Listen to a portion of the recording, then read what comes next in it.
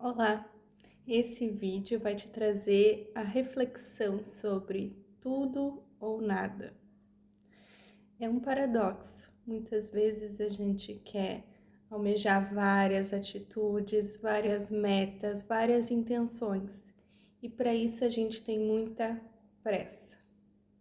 Pressa de começar, pressa de atingir o resultado, ansiedade. O que eu mais vejo nos vídeos de hoje são falas rápidas, falas resolutivas e mágicas, entregas e promessas vazias, e pouco resultado emocional efetivo. Então, quando eu penso no paradoxo do tudo ou nada, eu vejo que na busca de tudo, a gente fica no menos que o nada, no pior, porque a gente carrega outras mazelas, outras doenças, patologias emocionais que acabam piorando do que se você simplesmente não tentasse tudo.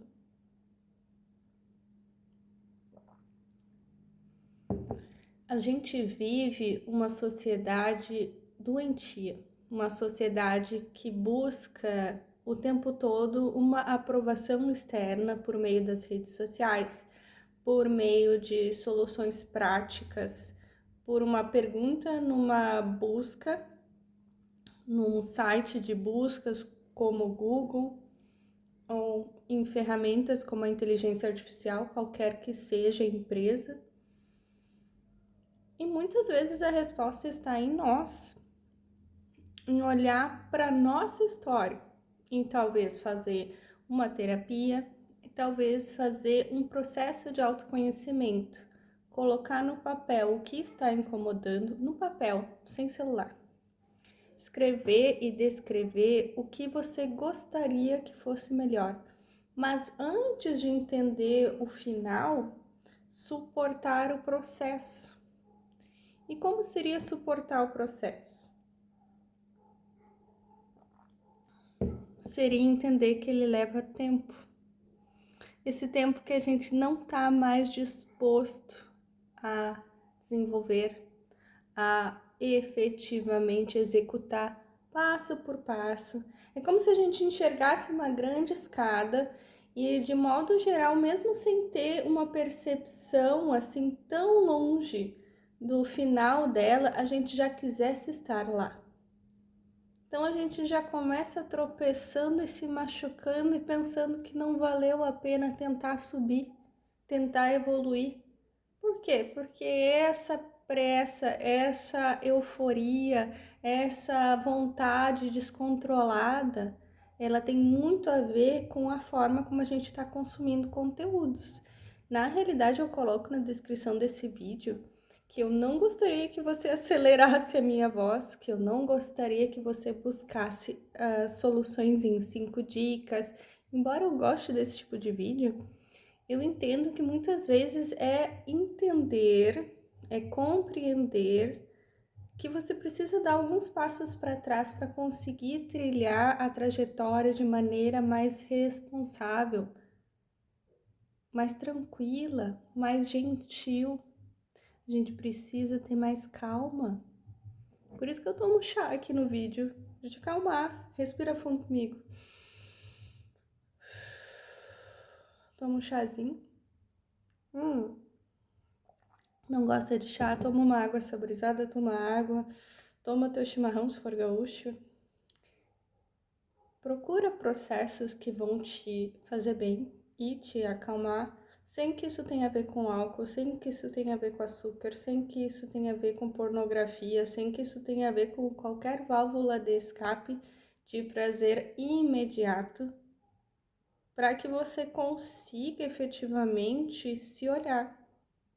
Esse processo de olhar para si, ele é muito estranho, porque na realidade, quando a gente começa a traçar um processo de que está buscando pelo tudo e se vê como um nada, e qualquer processo que tu vai desenvolver, ao invés de você ficar feliz com a possibilidade de melhoria, você passa por um processo de grande frustração por não estar lá.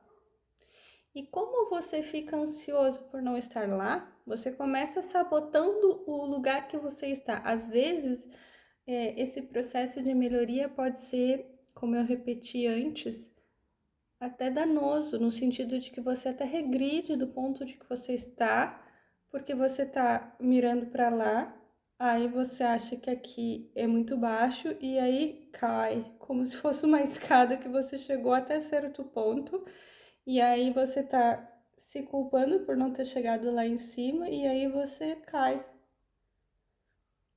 Tá. Essa análise foi super importante no sentido de você se acalmar.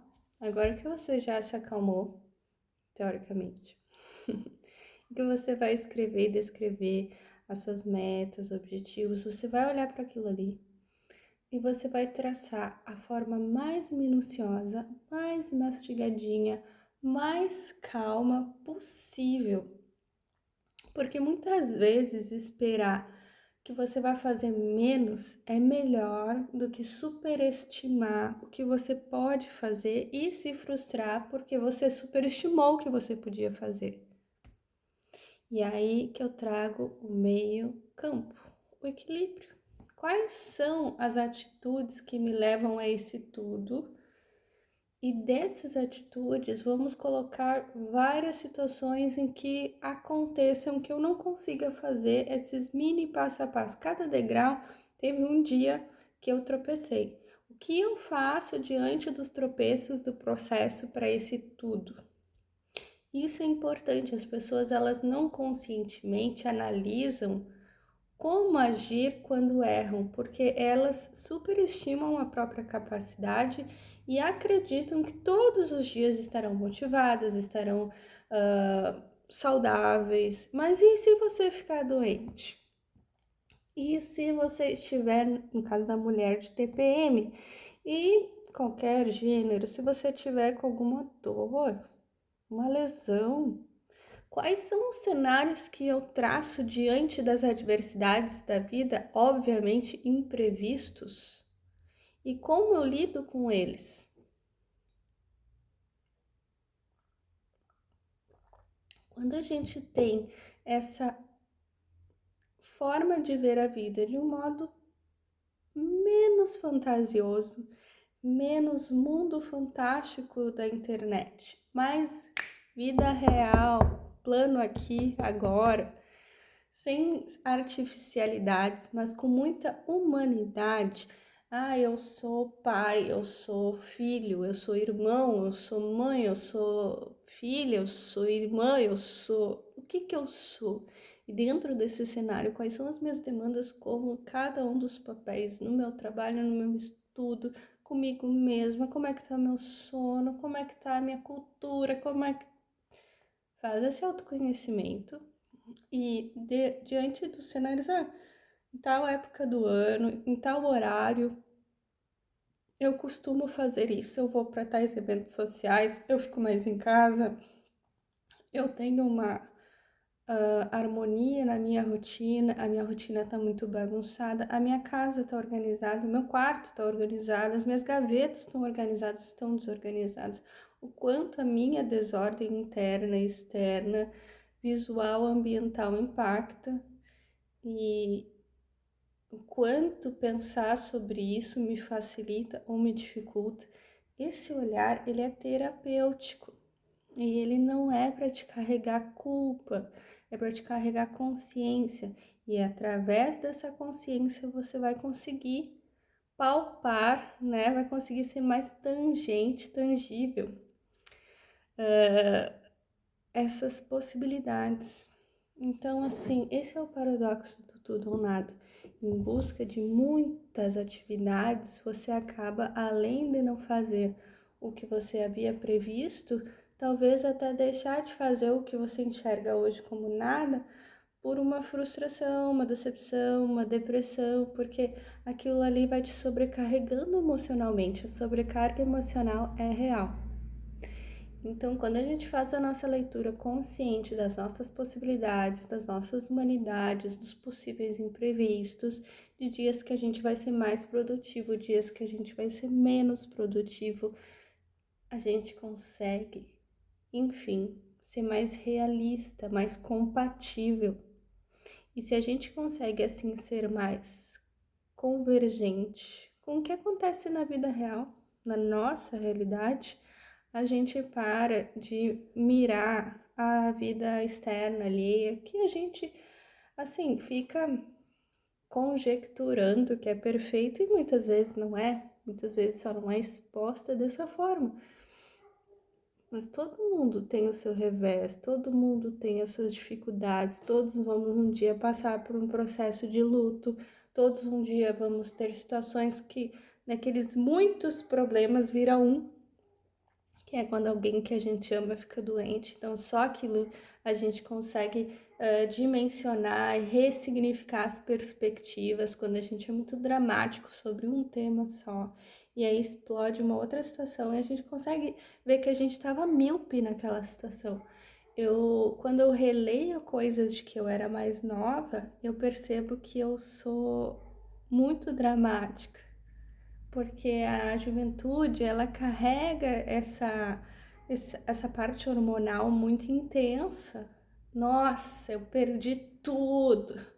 Acabou o relacionamento, acabou a minha vida. Por quê? Porque a gente tem uma perspectiva míope do nosso ego, da nossa sensação de emoção intensa. Mas quando a gente volta. Não, aconteceu todas essas situações muito danosas emocionalmente, mas eu consigo lutar bravamente com isso. Aqui tá a minha raiz, aqui tá a minha base. E a gente tem que voltar a olhar a base e ser o seu tudo e entender que isso é muito bom. A gente já tá num lugar muito legal. Ah, não, minha vida tá muito ruim, tu não tá entendendo. Cara, pode pensar assim, pode até ser que a tua realidade esteja, não é positiva, mas eu indico um livro que é o Diário de Anne Frank, uma menina de 13 anos que passou pela guerra dentro de casa, escondida, não podia nem dar descarga para não descobrirem onde estava o lugar que ela estava se escondendo com a família, com muita gente, não podendo acender uma luz. E ela via coisas positivas naquele cenário. Então, assim, nossa mentalidade ela é poderosa. Se você começar a olhar, a mirar para a luz e para as coisas boas, isso aqui não é um manifesto de que eu estou valorizando situações paupérrimas, situações de pobreza extrema, não é isso. É que se a gente começa a procurar soluções, se a gente começa a trabalhar em direção às coisas boas, inevitavelmente coisas boas vêm. Se a gente pede ajuda, se a gente busca ajuda, se a gente busca estudo, se a gente busca solução, a gente volta o nosso olhar para o tudo, mas que esse tudo seja consciente, não seja fantasioso demais, seja bem planejado, seja imbuído, seja incutido um monte de possibilidades. E essas possibilidades, da forma como a gente vive, elas dependem, inevitavelmente, desse olhar sincero sobre como é a nossa vida e sobre como as coisas podem acontecer sem que a gente preveja. Espero que esse vídeo tenha te ajudado. Beijo.